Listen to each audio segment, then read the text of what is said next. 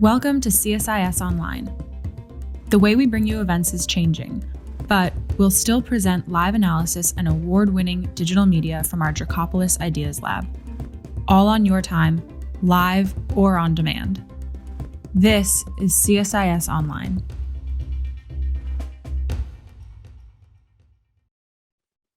Okay, so welcome everyone. Thank you so much for joining us today. This is the third event in the Opening Doors Embracing Diversity in National Security series. My name is Astrid Price. I am the program manager for the International Security Program's Defense-Industrial Initiatives Group at the Center for Strategic and International Studies. The Opening Doors series is part of the International Security Program's Diversity, Equity, and Inclusion Action Plan. We'll be hosting quarterly events where members of the ISP young professional staff will discuss their career paths, mentoring and networking, and how DEI issues have impacted them. Today's event features a former CSIS colleague and very good friend of mine, Simone Williams. Simone is currently program manager at the Leadership Council for Women in National Security. Before that, Simone was a program manager and research associate for ISP's project on nuclear issues, and previously an intern for Smart Women, Smart Power here at CSIS.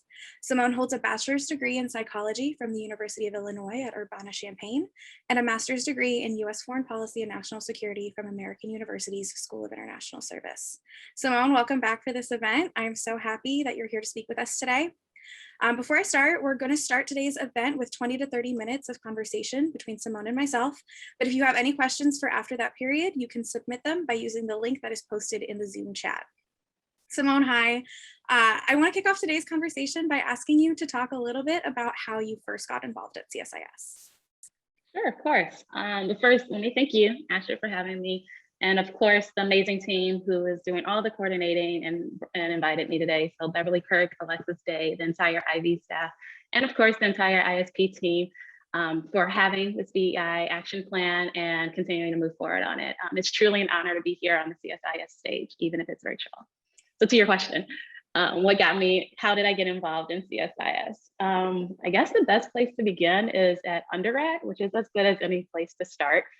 As you mentioned, I majored in psychology, and I truly chose that just because I liked psychology. I love studying the motivation of people, and do what you love, right? And that's kind of going to be my theme throughout this entire conversation. But what happened was, by the time I graduated, I was like, okay, I did something that I love, and I found out so many new opportunities that are available to me. What do I do next? And since that was such a big question mark to me, I decided to work. And I worked at a healthcare pharmaceutical communications agency. And I got that job because I was interning there, and my supervisors saw something in me. Probably the little bit of OCD-ness that I have in terms of making lists and keeping things on track. But turns out those are great skills to have as a project manager, because you get to make a list about a project and make sure that that goes through. So I worked for a little bit, and while I was working, I was doing a lot of research in terms of what did I want to do next. As much as I was happy to gain a lot of transferable skills in project management and budget management, and even some random knowledge on overactive bladder, which is not the skills that I maintain these days. But I knew that wasn't a career that I wanted to pursue for long term. So somebody once told me to follow what you love. Like I said, a little bit of a theme. And I told them I love to read young adult dystopian novels and foreign policy news. And they're like, unless you want to be an author, you might want to check out the foreign policy option. And I did. And as interested as I was in it, I was also very interested in all the academic programs that would lead you to work in that field. So I decided, hey, I want to work in national security. I have no idea what that meant at the time, but that was something I wanted to do. And I knew a lot of the jobs were located in DC. Also, I had a childhood dream of living in DC. So I was like, done. I'm going to look for a grad school program in DC and move to DC for work/school, which is what landed me at American University. American had a professional requirement for us, which basically meant you had to do an internship. And I was kind of against that, seeing as I had already worked. But I also knew I needed a job, right? Like I needed something that can provide income for me to like maintain, like supply, providing for myself for both school and work. So I was very adamant about looking for an internship in DC that paid. And it's like, you can Google search it and type in internships and you get like 10,000 plus jobs. And then you add the keyword paid and that trickles down so much, which was kind of sad, but I lucked out and came across CSIS and landed an internship with the Smart Women, Smart Power Initiative. And that was my first step into CSIS. It was a great opportunity because, like I said, I was using both grad school and like my intro into DC in terms of like trying to figure out what does it mean to work in national security. And it was a great opportunity for me to get to know the landscape of the national security space, understand the research issues, understand the discussion, and also simultaneously start understanding the players in the space. So government, and then of course, think tank. So after my internship, I also had the great opportunity to work at Pony, which was a great opportunity for me in the sense of I was interested in national security, but my focus area was nuclear weapons and nuclear security policy. Once again, had no idea what that meant, but I knew I wanted to do it. And as much as Pony also does great research, they also are a young professional development organization.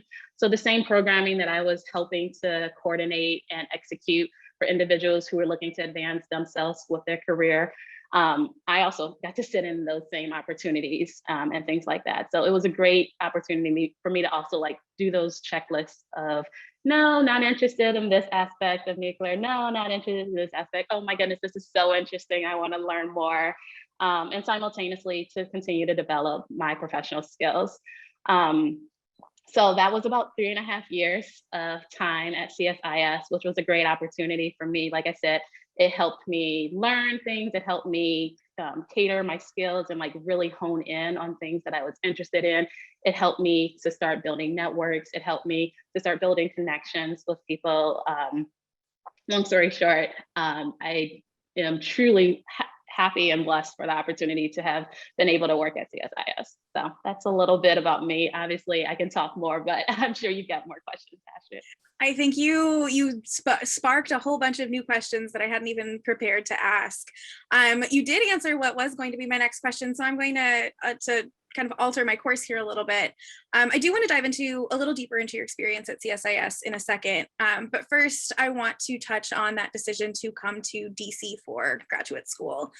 You were a huge resource for me when I first moved to DC and when I was considering graduate programs, and then again when I was in grad school and so far beyond. And you talked a little bit about how your move into national security was a major pivot in your career, and that must have been kind of a big jump. You already knew you wanted to be in DC, but kind of making that jump into national security.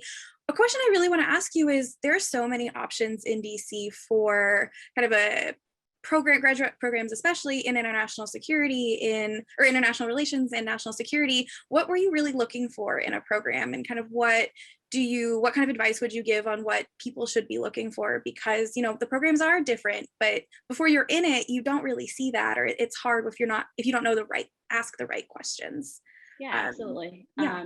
Great question. I think what you first have to do, and that's like, let's first start off with where we're at, right? Like, is grad school the correct next step? It may not be the correct next step, but in order to answer all of these questions and that question, you first have to like really start to know yourself. And that's a hard challenge and introspective thing to do in its own right. So for me, like I said, right, so I started off with, I wanted to do national security. So I started literally just Googling jobs that said national security, anything that was like mildly relevant, so I can get an idea of what the jobs were. And because a lot of the jobs that I were looking at said master's preferred, that signaled to me that maybe I needed a master's. But at the same time, I love education. So I knew I wanted to get a higher degree. So that was like, okay, so I'm gonna get a master's. Once again, like I said, a master's program is not for everybody. When and how you do it is also like, it changes for people, right? Like I took a couple years outside of like between my undergraduate degree and starting master's. Some people go straight through. It's to each their own.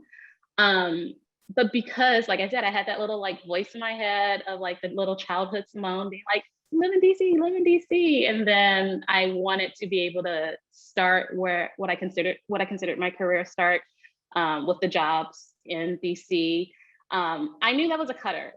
So that meant that like my pro-con list was like getting smaller and smaller, in the sense of, because I wanted to be in DC, because I wanted to start building those connections and like asking people questions and things like that in DC, that meant I was cutting out a lot of schools. And I had done my research. I knew there's a ton of great schools out there. I also like mildly obsessed with the French culture. So I at one point in time thought that I wanted to study abroad, but because DC was a priority for me, I cut out so many schools. So that was just the sake of knowing myself. And then also, like I said, I was looking for ways to start building that professional network. So I was also looking for schools that had that spoke to that, right? So American University, I remember going to their grad day, and they spoke a lot about how not only do they have career opportunities where they help give you like coffee chats to where you can get to talk with people in their jobs and see what it is that they're doing, but they also had a great alumni network. So that was one of the things that like stood out to me, and why I decided to go to AU. Which was actually great, because I ended up going to an informational session. As I mentioned, I Googled national security jobs. In my mind, the National Security Agency felt like a perfect place to go to, because it has national security in the title. Why wouldn't I want a job there? Within 10 minutes of an information session on the NSA, I was like, no, this is not for me. So I think I'm like circling around what your question is, Astrid, but at the end of the day, in terms of how do you pick a school that's right for you, like I started off from the top, is like you have to know what it is you want and what you're looking to gain, and then see how the school can map onto that. Like I mentioned, I also did I did want to study abroad, so I lucked out. I was also looking for schools that had study abroad opportunities, which is really hard to do in a grad program that's only 2 years. So like I just knew, I pinned out what I wanted to do. Then I'm pro-con list, because I'm a list maker of the schools. And then like I figured out what would be best suited for me and my needs.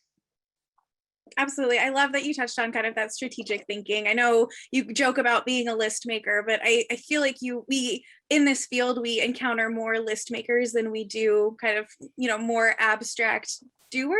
I don't know if that's the correct characterization, but I think it speaks very highly to you and kind of how you fit in and really the resilience you've shown and kind of figuring out what you want to do and kind of strategically making moves to do it. Another question I really wanted to ask you is that I think anyone listening who, to our conversation right now, who has talked to anyone else about a career in national security or international relations, is the generalist versus niche expertise question. Everyone in this field has their niche or specific subject matter interests. I know you've touched on it a little bit, but we all have to be capable generalists, especially early on in our careers. How have you successfully balanced your range of passions with building that generalist capability? And how have you pursued specific subject matter passions during kind of these earlier stages of your career? Yeah, I mean, that's a great question. I've struggled with it before, and I still struggle with it. I think what matters most is that you do what you love, because you'll thrive in it. And for me, I am a continuous learner. I love to learn. And then just like figuring out how that maps out. So in terms of like the generalist versus specialist, like if I had to say what my specialist area was, I would say nuclear security related issues, because that's what got me into this field. And that is what I'm very much so interested in. And that is what I am continuously and actively trying to make sure that I am doing my due diligence of building out my area of understanding of the research and finding my voice in that. But just as much as I'm doing that in the nuclear space, I'm also very much interested in defense overall. I'm interested in defense strategy, defense budget. I'm also interested in how all these issues overlap, because here's a nuke pun for you. We all work in our silos, but at the end of the day, we need to come together to figure out how to conquer these challenging issues. So that's a little bit like if I'm looking at the defense related work, but And I don't like to say this often because I don't think it should be considered separately, but I am also interested in diversity, equity, inclusion, DEI issues, and understanding how race impacts not only our society, but national security. And I say that because I don't think it's an either or. I think it's something that we need to learn how to handle together and how to manage together, because it's so integrated in everything that we do. And I mean, it took a lot for me to realize that this was something that I can do simultaneously with both efforts of work. So I'm really proud with the ability I've had to work on my quote unquote niche area while simultaneously finding other areas of pursuit and gaining my voice in that space. So to your overall question of, is it a generalist, is it a specialist? To those out there who know that they only want to focus on one issue, I say go for it. There's absolutely nothing wrong with that. But to those of you who are like, I'm not sure what I want to do, at the end of the day, pick your topics that matter most to you and just do well in them. I'm so glad that you touched on especially kind of the DEI issues and how they relate to national security, because it gives me a really easy opportunity to plug what was kind of a groundbreaking piece, especially to me who hadn't read very much about or heard a lot of the conversation around how racial issues impact or kind of sit hand in hand with national security, how kind of racial issues are a national security issue. For everyone on the call, Simone wrote a wonderful piece for CSIS, or that was published through CSIS, on how race is a national security issue. I want to ask you a little bit about how you took a piece of that a niche interest, maybe isn't a fair way to characterize that, but kind of a personal passion of yours related to the national security field, or like related to kind of the work that you do. But how did you pursue that in, during your time at CSIS, or, for kind of to open that up a little bit more broadly, how did you find something that you're passionate in that may not have related to your everyday work on nuclear issues? How did you find a way to pursue that kind of in the same kind of scope of being at CSIS, or, in the role that you were in? Yeah. So, I mean, this time last year, the country kind of had a reckoning, right? Which I think is unfair to uncharacterize it. I mean, I think we obviously had the time and space to think about these issues, which is why it felt so real and hard. But for me, it was my daily life. Like, it's not lost on me, especially in the national security space, that when I walk into a room, I am one of very few who look like me. Yes, women representation is getting better, but in terms of representation of people of color, it's still not doing that great in the nuclear space, nor in the national security space. So I pretty much started off there in the sense of, these were issues that mattered to me, and these were issues that I wanted to make sure that were being heard, and that we could figure out some kind of way to move forward, right? Like, they're hard issues. It's going to be hard to move forward on. So I was very proud to be a part of the DEI work at CSIS and ISP specifically, because it resulted in initiatives like this, right? Opening Doors series, and then also the Represent article series, which is great because they all just started from comments in terms of like, how can we move the pen forward in tackling these issues, and not only providing a space for this type of work, but also making sure that voices are heard. So I was glad to be able to do that in my work. I was also glad to be able to do that in my individual capacity with organizations like WCAPS and Origin Solidarity. And for me, that was just about like, I just want to help make a better world, right? Like, I don't want the next generation to have to like still have that same feeling that I do when I walk into a room. I mean, like, it doesn't prohibit me from anything, but like, it is something very cognizant to me sometimes. But at the end of the day, like I said, great initiatives came out of it. And so circling back to the Represent article series, I worked with the team. I was on the first editorial board.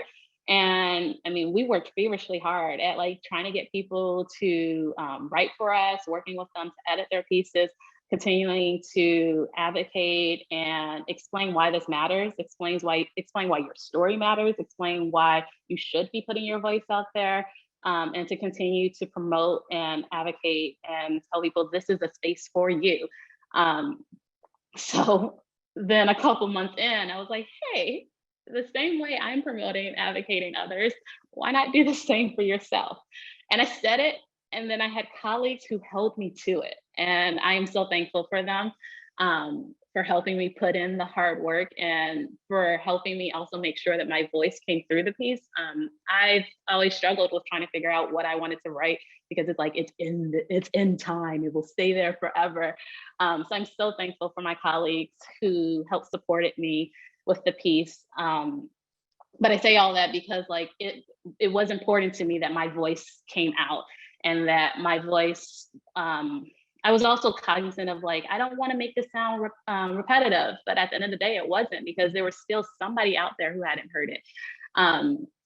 So all that to say, I went through the process, I wrote a piece, and I am very proud of it and very happy. The article itself looks at different examples of how race and racial issues impact our national security, and how we have learned from some of them and how we haven't learned from some of them, and how these issues are persistent, and how it's in like almost every single aspect, because at the end of the day, race affects everything in our society and our institutions and policies. But the same way that I first started the paper off by highlighting examples of how race is impacting our national security, I then also highlighted ways of how we're starting to make progress and ways of how we can continue to make progress. Because at the end of the day, yes, these are challenging issues that we face, but these are not issues that cannot be worked at and tackled at. You can do this at the individual level when you're talking with friends and family, and you can do it at the organizational level, like I said, with working with your teams and trying to figure out how to improve the issues in your organizations. So I was trying to, at the end of the day, the article also like calls for persistence in terms of being hopeful and being intentional and making sure that we do work, because it is work that needs to be done, but progress can be made even if slowly.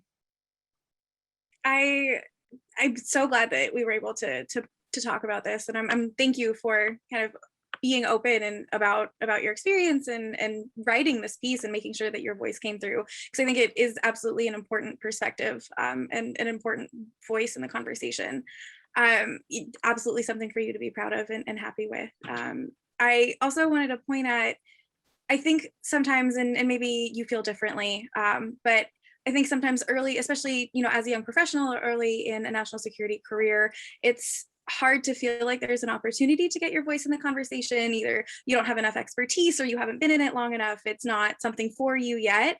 I think it's really encouraging that you were able, and I think a lot of young professionals, especially at CSIS, are supported in having their voice kind of launched into the conversation and giving them the opportunity to participate rather than kind of sit back and research, that your voice was able to be elevated as a young professional and speaking on an issue that, you know, doesn't have a huge conversation around it yet. So thank you for that. I want to pivot just a little bit. I want to ask you a little bit about how mentorship specifically has played into your career path. Mentorship. Well, whether it's been in all types of aspects, whether it's I'm the one providing mentorship or I'm the one receiving mentorship, whether it's in a structured manner or a have at it manner. I think at the end of the day, how it's helped my career is more or less the relationships that I've built and cultivated. We all say and seek mentorship, which is great, because sometimes you do, sometimes like, especially if you're that person who's just like needs somebody to help you figure out what it is, it's like, we do look to somebody else, right? Like we've done that our entire lives. We're looking up to somebody to help provide guidance on like what our next step should be. So yeah, mentorship has been there. But what's hard about it is that sometimes you look for somebody who looks like you, which, as I already mentioned, like that's few and far between for me. So if I had done that, I would have few to no mentors. So for me, it was more or less, like I said, about the relationships that I'm building. And that is at all levels, right? Like, Astrid, you've already mentioned it, right? Like our discussions in terms of helping you decide if grad school was the right fit for you, going through grad school, next steps and things like that peer-to-peer relationship, like I still think that's mentorship, even if we're not using the term mentorship, but like that peer-to-peer relationship is what matters, is just as significant as my seeking out somebody super senior to me who can also like provide value to a relationship. So I mean, I have it at all levels, but I do think we need to challenge what we think and what we think we need when we say mentorship, right? Like, because mentorship then also gets connected to like the term networking, and a lot of people freak out about that because it feels very transactional. But like I said, for me, at the end of the day, it's about relationships. Like I'm building relationships. I know we have some students on the line. Whenever I'm mentoring students, I always tell you, and I say this from my perspective, but I do think it's valuable in the sense of, as I mentioned, I didn't go to grad school directly out of undergrad, but grad schools need a letter of recommendation, and 9 out of 10 times they want that. If they're asking for one letter of recommendation, they want it to be like a professor. And if you are years away from undergrad, you're probably thinking, how the heck am I going to ask a professor to write me a letter of rec? Well, my recommendation to you is to find 1, maybe 2 professors who you enjoyed having class with, who know you, and build that relationship. Like how I did it was I had a professor who I worked with for multiple years in undergrad because I was in her research lab. But I always like gave her updates. I was like, hey, this is what I'm interested in doing and blah, blah, blah. Or I was like, oh, nope, I made a switch. I'm not doing that anymore. But like also just like life updates and building up relationships. I so happened to have done like a race, like it was like a 5K or whatever in the town that she lived in. And I was like, hey, I'm in town. Do you want to grab a coffee? So little things like that, which made it easy for me, like multiple years down the line, to come back and say, hey, I'm actually ready for grad school and I need a professor to write a letter of recommendation for me. Would you be able to do that? She's like, absolutely. I know you as a person and I know your academic work. So of course I'm going to write you a letter of rec. So that's my recommendation to individuals who are on the line and they're like, I don't know what to do. How do I maintain this relationship? But like, that's what it is, right? It's just about building relationships. And when you're building a genuine relationship, it's not going to be as hard as it sounds. So for me, at the end of the day, mentorship is about building friends. I'm just making friends. Who wants to be my friend?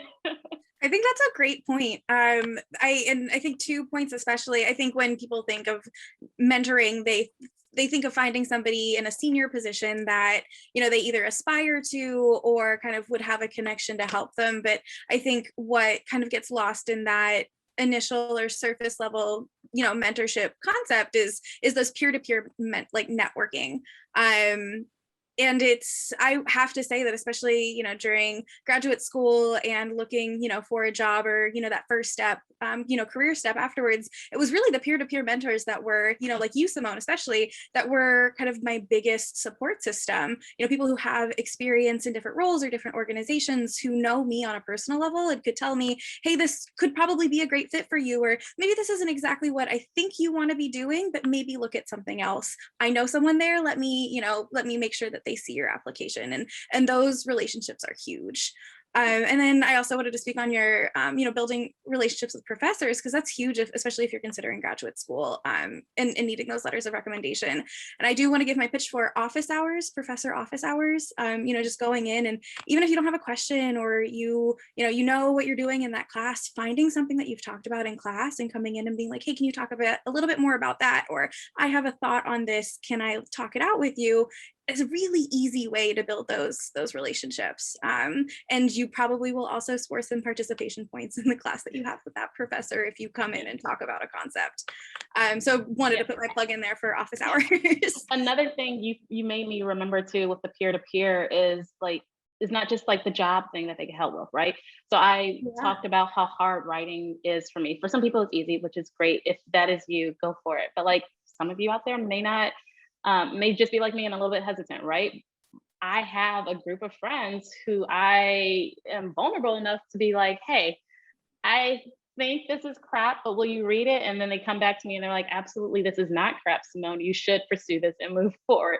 But you do need those groups of people who you can be vulnerable with, so that you can figure out how to grow those skills, and then also how to like you said, Astrid, to like point you in the directions and things like that. They're like, oh, I've done this research boot camp. It would be really great for you as you're trying to build out these levels of careers. And it's super helpful to have that support group, because at the end of the day, like I said, it may not seem and look like mentorship, but it 100% is. And it's probably the best type of mentorship, because it's at a level where you feel okay, like I said, with being vulnerable, and to be able to figure out how those next steps are. And then, yes, we all know we want the higher level as well. So figuring out how to do that appropriately. Absolutely. Okay, I could continue asking you questions all day, Simone, but we have a whole bunch of them that were submitted. So I'm going to start working my way through these.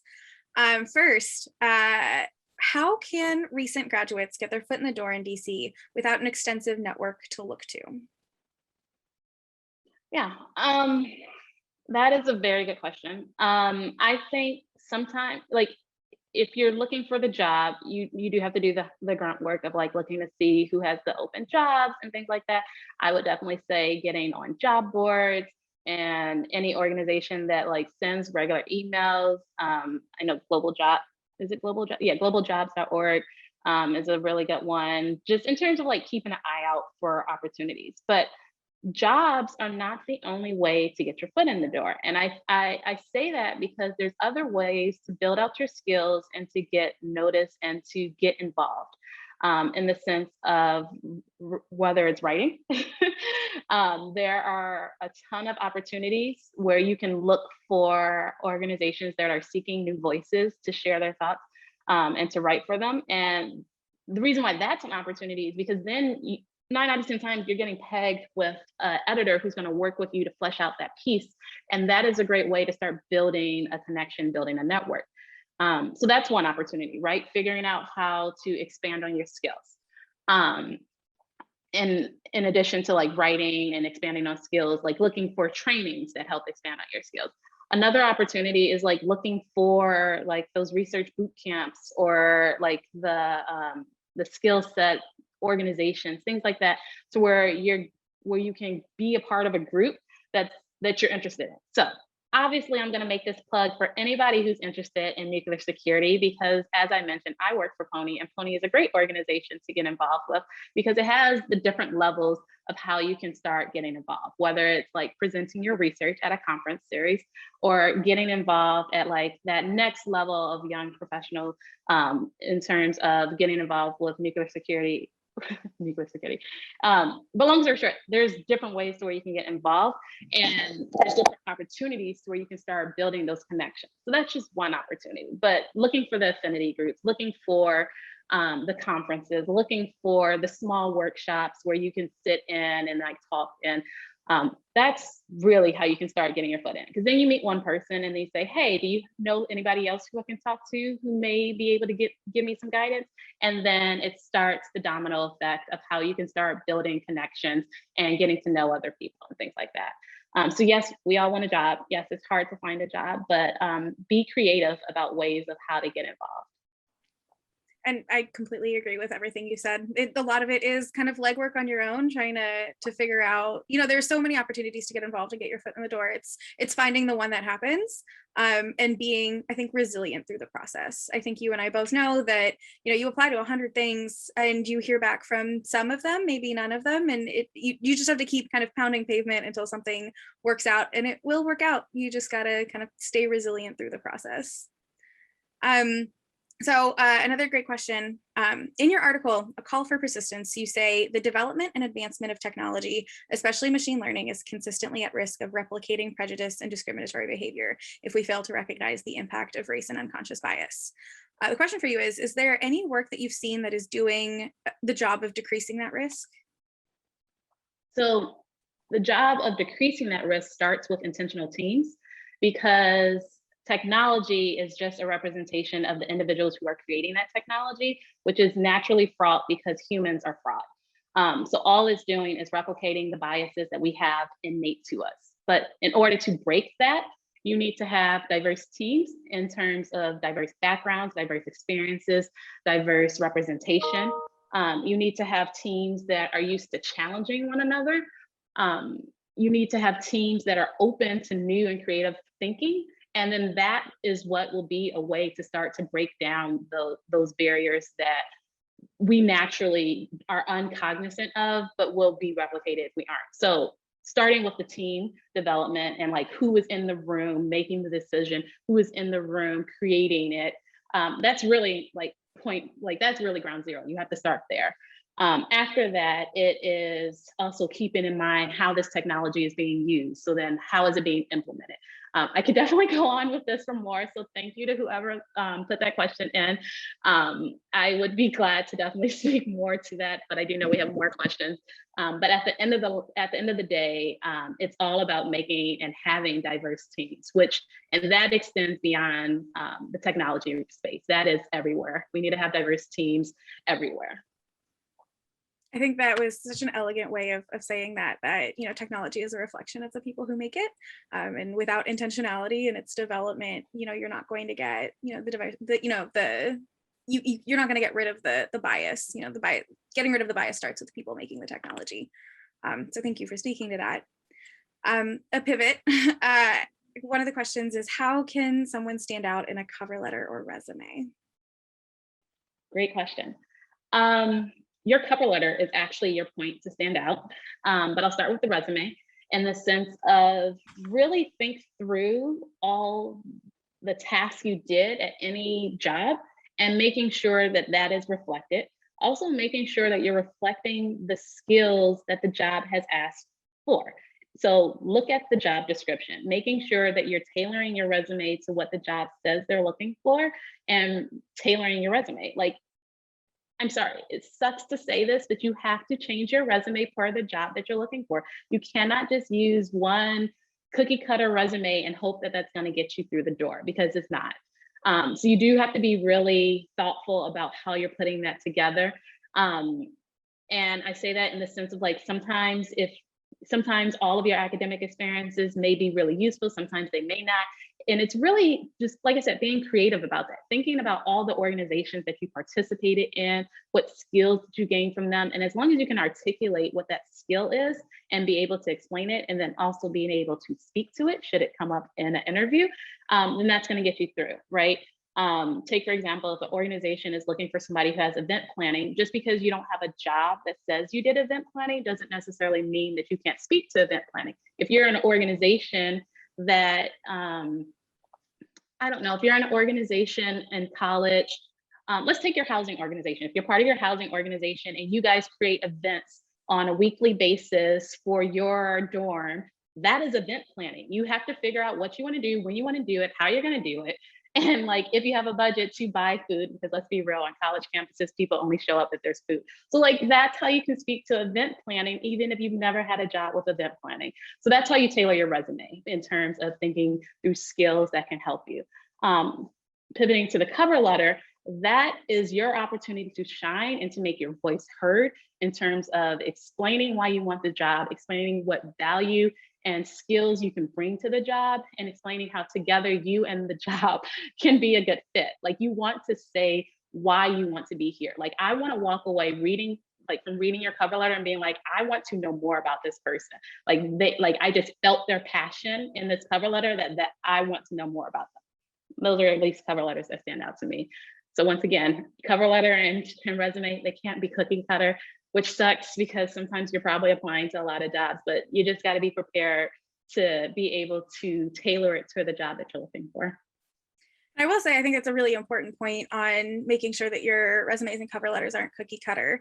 I think a very careful consideration for your cover letter, and I know they're not fun to do, they are not my favorite activity, but really making sure that your cover letter isn't just regurgitating all of the information from your resume. Somebody's going to look at your resume. Don't waste space and opportunity in a cover letter just saying what's already on your resume. the cover letter is an opportunity to pick some of what you assess to be the most important skills for the job, and talk about how your experience is transferable, how you will add value, like Simone said, to kind of the position or the organization that you're applying to, and how your past experiences have developed, those valuable qualities.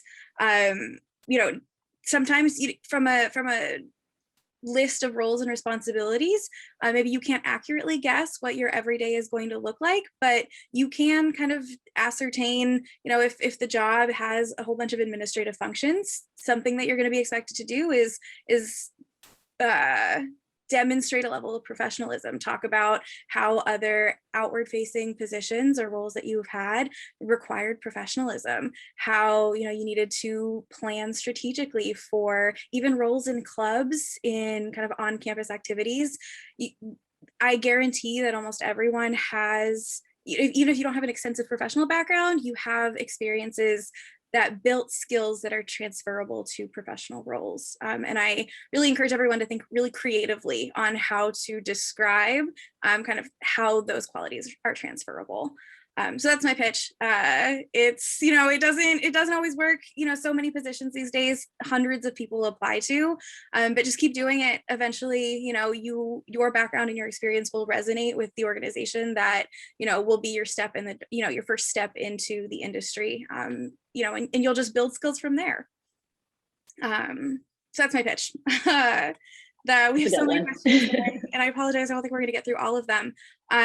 But one question coming in, when you first started, you didn't necessarily consider or know about all of the possibilities at CSIS. And your experience has made you better for taking your first and then second roles at CSIS. Knowing what you know now, who would you encourage to consider a role or an internship at CSIS? Like people looking for what kinds of experiences or opportunities should consider CSIS? Interesting question. I think CSIS is a great opportunity for a lot of people, right? Whether it's the individual who's looking to gain research skills, whether it's the individual looking to gain administrative skills, whether it's the individual who wants to do budget and finance or development. There's really a space for everybody. So in terms of if I'm understanding it accurately, is like, who is a good fit for CSIS? I would say any and all. I think because at the end of the day, there's so many programs in terms of research areas. There, like I said, there's different operational tasks that are being done. So I do think there's a space for anybody there. But it's also a great place to learn as well, which is why I enjoyed it so much, because I was able to learn on the job and to also learn more about myself and what I was looking for. I think that's a great answer, and I concur with everything you said. We're almost at time here, so I want to ask one closing question, and that is, what is your best piece of DC advice to give to somebody who isn't familiar with working or living in DC? Yeah, my best DC advice. So I'm saying this from the perspective of an individual who's looking to gain a career in national security, right? Whatever that means. Whether it's you want to go in government, whether you want to be in the think tank space, whether you want to be at an advocacy organization.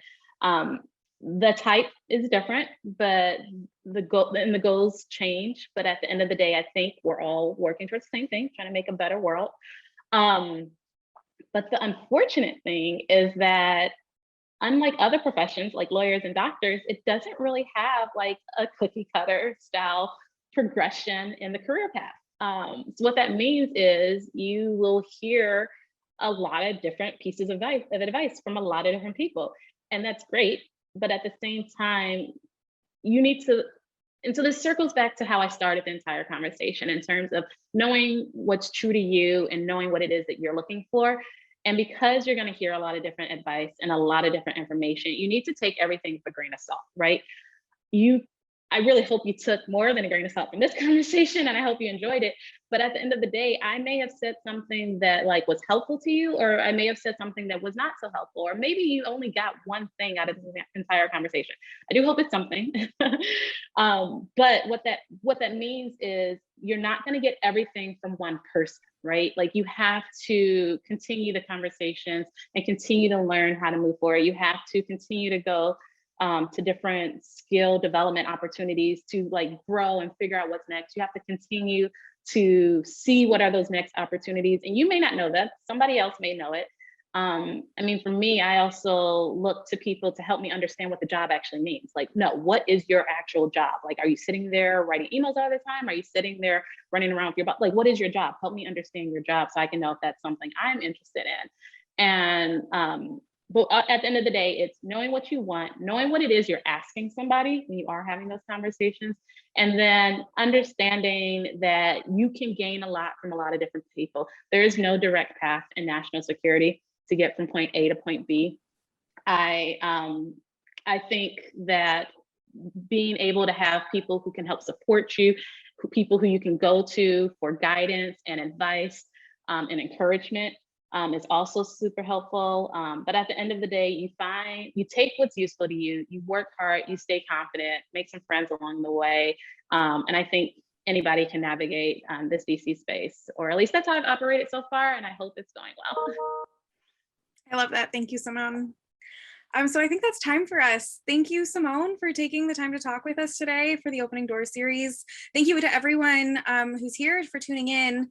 Please keep an eye out for the next conversation in the series, which will happen in the fall. And I hope everyone has a wonderful day. Thank you.